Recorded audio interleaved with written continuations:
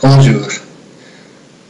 Après avoir résolu l'exercice 1 et le rappel de la série de TD numéro 4, nous allons la terminer en résolvant les exercices 2, 3 et 4.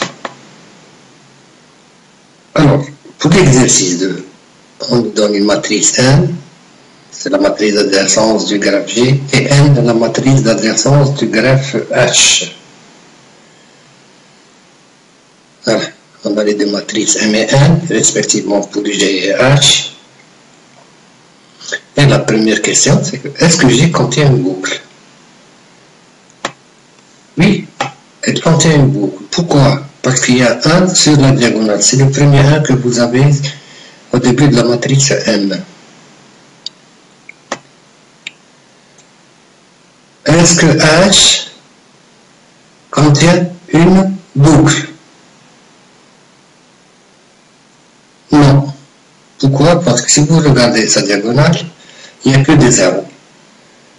Donc, là, on va dire non, car la diagonale de la matrice N est nulle. Pour la troisième question, est-ce que H est un graphe orienté?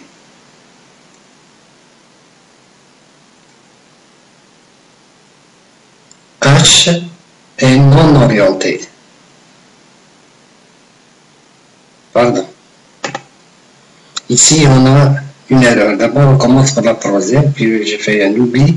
C'est que, en 3, G est non orienté car sa matrice d'adjacence est symétrique. Si on parle de symétrie, ça veut dire que les arcs sont flèches et donc ça part dans les deux sens. Et pour la quatrième, est-ce que H est orienté? Oui, il est orienté car sa matrice d'adjacence n'est pas symétrique.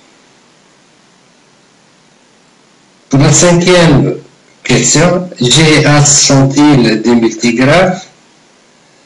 Non, ils ne sont pas des multigraphes parce que vous remarquez qu'on n'a que des 0 et des 1 dans leur matrice. Si on avait un 2 par exemple, là ça deviendra des graphes, des multigraphes. G et H ne sont pas des multigraphes car leurs matrices d'adjacence respectives ne contiennent que des 0 et des 1. Pour la construction, à partir des matrices, on retrouve nos graphes. Ça, c'est pour le graphe G. Et puis, le graphe H, ça va être après. Je préfère résoudre la septième question pour gagner du temps. C'est que quels sont les degrés des sommets de G? Il suffit de les énumérer un à un. Le degré de 1, c'est 4. On a 2 de la boucle, plus 1 qui va de 1 à 5 et un autre qui va de 1 à 2. D de 2, c'est 3. D de 3, c'est 2, etc. Même chose, on construit le graphe H et on détermine les degrés intérieurs et les degrés extérieurs. Pourquoi? Parce que c'est un graphe orienté.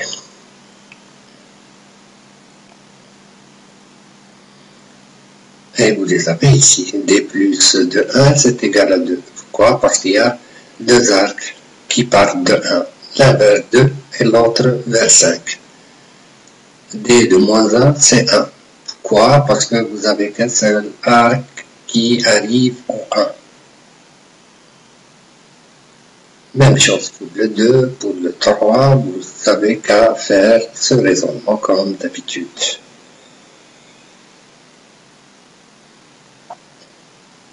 Maintenant, pour l'exercice 3, on nous donne aussi deux graphes, G1 et G2, et on nous demande de construire leur matrice d'incidence.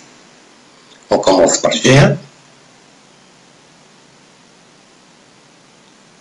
et puis on obtient cette matrice. Dans cette matrice, comme vous le remarquez, les lignes concernent les sommets et les colonnes concernent, les arêtes.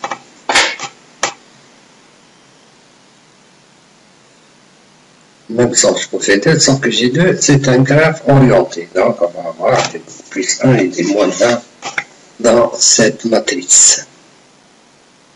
N'oublions pas aussi qu'on va avoir ce résultat. Et aussi, on va avoir un 2 dans le S2 qui boucle sur lui-même.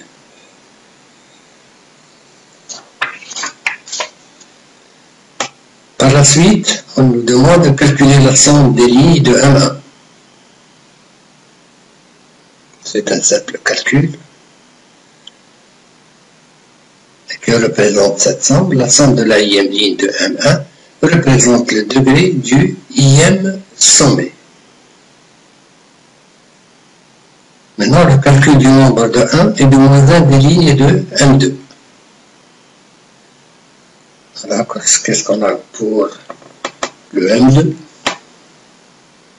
On va obtenir un certain nombre de 1 et un certain nombre de moins 1.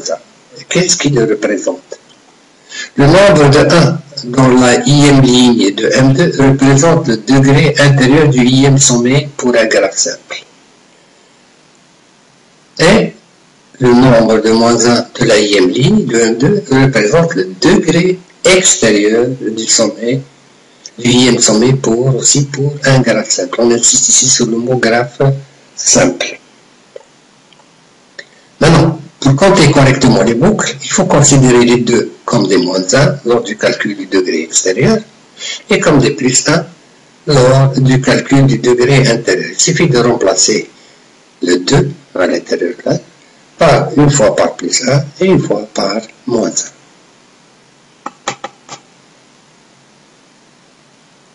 On passe à l'exercice 4. Et on nous donne deux matrices d'adjacence G et N. G et N est la matrice d'incidence du graphe H. Donc, est-ce que G contient une boucle? Oui, effectivement, il contient une boucle.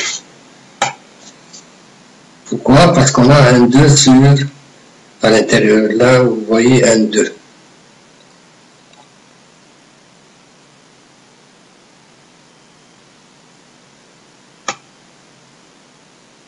Est-ce que le H aussi contient une boucle? Oui, et on a un 2 aussi. Pour la troisième question, on me demande si G est non orienté. G effectivement est non orienté car sa matrice d'incidence ne contient que des 0, des 1 et des 2. Il n'y a pas des moins 1. Par contre, pour le quatrième, H est orienté car sa matrice d'incidence contient des 0, des moins 1, des 1 et des 2. Les moins 1 dans l'extrémité initiale et le 1 dans l'extrémité finale. Après, on nous demande de construire ces deux graphes. Ceci pour le premier. Et on va en même temps répondre à la question suivante pour ce sommet concernant les degrés de ce sommet. Les degrés du sommet de G, comme on l'a vu déjà avant. Donc ici, on donne directement le résultat. Regardez par exemple pour le sommet A, vous avez 2 de la boucle, 1 pour A2 et 1 pour A4. Et c'est pour ça que vous avez la valeur 4. Maintenant, pour le graphe suivant, le graphe H, on doit déterminer le degré extérieur et intérieur des sommets de H. Même chose que tout à l'heure. Et on a ce résultat. Voilà, on a terminé la série de TD numéro 4. On se retrouvera avec la série de TD numéro 5. Bonne journée.